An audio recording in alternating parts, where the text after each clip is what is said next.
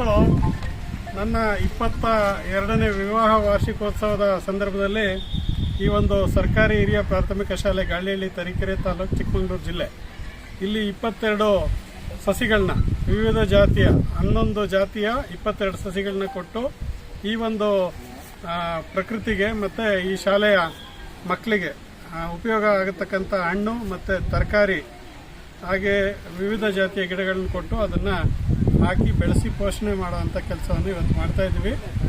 ಎಲ್ಲರೂ ಕೂಡ ಏನು ಈ ಮಕ್ಕಳು ಶಾಲಾ ಮಕ್ಕಳಿರ್ಬೋದು ಅಥವಾ ಎಲ್ಲ ಸಾರ್ವಜನಿಕರು ಮತ್ತು ನಮ್ಮ ಸಂಘ ಸಂಸ್ಥೆಯ ಪ್ರತಿನಿಧಿಗಳು ಅವರವರ ವಿವಾಹ ವಾರ್ಷಿಕೋತ್ಸವ, ಮಕ್ಕಳ ಹುಟ್ಟುಹಬ್ಬ, ಅವರ ಹುಟ್ಟುಹಬ್ಬ, ವಿಶೇಷ ದಿನಗಳಲ್ಲಿ ಈ ರೀತಿ ಗಿಡಗಳನ್ನ ಒಂದೊಂದು ಗಿಡನಾದರೂ ನೆಟ್ಟು ಪರಿಸರ ಪೂರ್ವಕವಾದಂಥ ಕೆಲಸ ಮಾಡಿದ್ರೆ ಏನು ನಮ್ಮ ಜಾಗತಿಕವಾಗಿ ಏನು ಉಲ್ಬಣ ಆಗಿದೆ ವಾಯು ಮಾಲಿನ್ಯ ಮತ್ತು ಪರಿಸರ ಮಾಲಿನ್ಯ ಅದಕ್ಕೊಂದು ಒಳ್ಳೆಯ ಕೊಡುಗೆ ಕೊಟ್ಟಂಗಾಗುತ್ತೆ.